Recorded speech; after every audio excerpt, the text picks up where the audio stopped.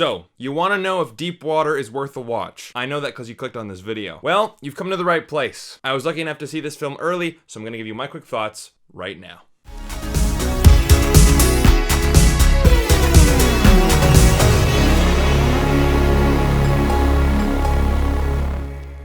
Hey guys, my name is Brandon, aka the BrandoCritic. Thank you guys so much for clicking on this video. I'm sending a ton of positive vibes your way. And today in this movie review, I'm going to give you my honest, no BS, non-spoiler review for Deep Water and let you know if it's worth a watch. But could you guys do me a favor? Hit that like and subscribe button down below. I would really appreciate it. Helps out the channel a lot. So, we have Deep Water from director Adrian Lyne, and you know him from such films as Fatal Attraction, Jacob's Ladder, Flashdance, and Unfaithful. And it stars Ben Affleck and Armas, and yes, this is the movie where they fell in love for that brief moment during quarantining. And the movie is about a marriage where the man lets his wife fool around and see other men, which of course leads to jealousy and a murder mystery.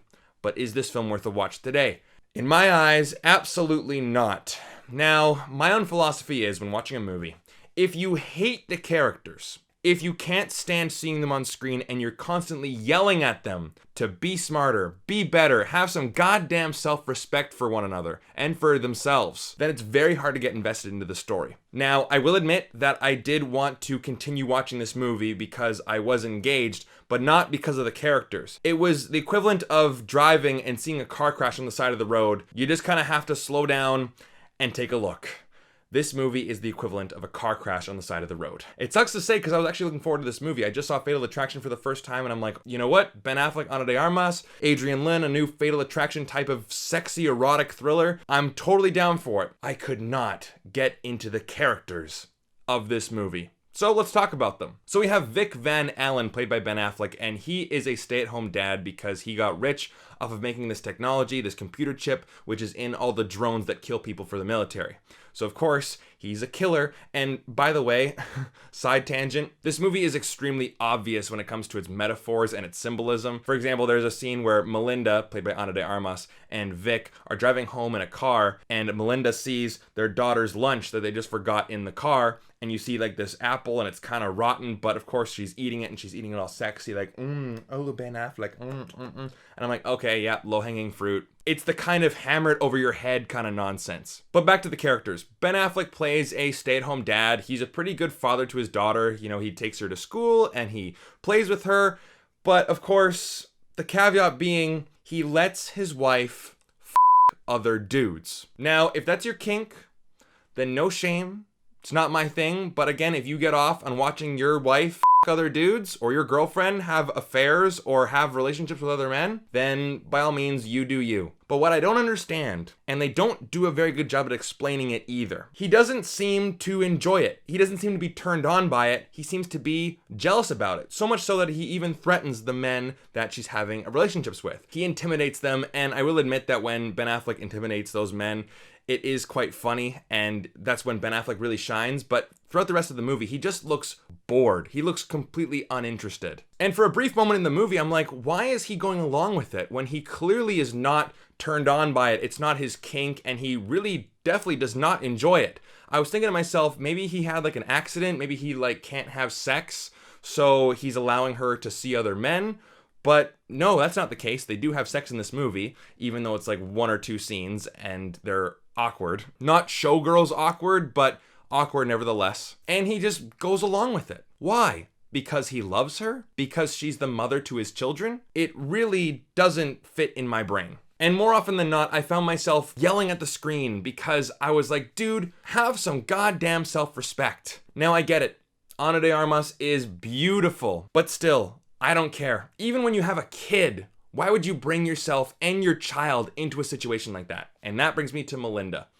What an awful, awful character. And Ana de Armas' performance definitely does not do the movie any favors either. She plays it so hypersexual that it's almost comical. It's like something that you'd see in a lingerie commercial. She's always wearing the sexiest outfits. She's always in high heels, backless dresses, and her performance is just completely over the top. And she is playing just an awful, awful person. She's annoying, she's rude, and yes, she has relationships with other men. And again, guys, if that's your kink, then by all means, you do you. But she goes out of her way to flaunt those relationships in front of her husband. which clearly he doesn't like either. And you can tell that she's just doing this just to spite him. But then she's a hypocrite. They go to all of their friends' eccentric parties, and I'm thinking to myself, what friends host all of these insanely crazy parties? I mean, I don't know about you guys. My friends throw parties too, but nothing as extravagant as these people. Maybe because they're rich, who knows? But they're at a party. Ben Affleck is hanging out with one of their other friends, a lady friend, and they start to dance. But of course, he normally does not dance. You wanted to her, but you didn't say it. You were thinking about it. It's like, I don't get this marriage. She's extremely self-centered. She's always drunk. And she says something about her daughter. That was your choice, to Ben Affleck. What a And I'm thinking to myself, why would anyone want to date this person? Let alone date this person and let them fool around with other dudes and flaunt it right in front of your face. And when the two characters are together, they're constantly bashing each other, and you're thinking to yourself, how did these characters even get together in the first place? The characters and their dynamic in this movie really derails the entire experience for me. But other than that, nothing else really happens. You see Ana de Armas as Melinda flirt with guy A, then guy B, then guy C, and it's rinse, repeat, rinse, repeat, rinse, repeat. The pacing is very slow, very boring, very repetitive. The murder mystery is not intense, it's not intriguing, and the ending really did make me want to pull my hair out. Oh. 1 out of 5. I'm going for a 1 out of 5. And I was thinking to myself, this is a 2 out of 5 because I was engaged by watching it, but the more I think about this movie, the more frustrated I get. Now, I don't know if that was Adrian Lyne's intention to frustrate the audience, but this movie is not sexy, it's not compelling, it's boring, it's slow, it's self-centered, it's pretentious, it looks good. But again, you can have Leonardo da Vinci create this exquisite painting of a giant pile of horse shit. Sure, it's a great painting, but why would I want a painting of horse shit? That is deep water. So again, guys, am I out to lunch with this one? Let me know if you guys like this movie down in the comment section down below. I really want to hear opposing opinions on this. If you do like this movie, let me know why. No judgment. Thank you so much for sticking with me to the end of the video. I really do appreciate it. If you want to see more videos just like this, then definitely hit that subscribe button. Also, come visit me on my Patreon page for exclusive content, live streams, and giveaways, and join the wonderful community just like these wonderful people right here. You can find me on Instagram, Twitter, TikTok, and Letterboxd at BrandoCritic, and make sure you follow my partners at Movie Scene Canada as well. Their link will be down below in the description. Thank you so much for watching. I'll see you in the next video. Take care.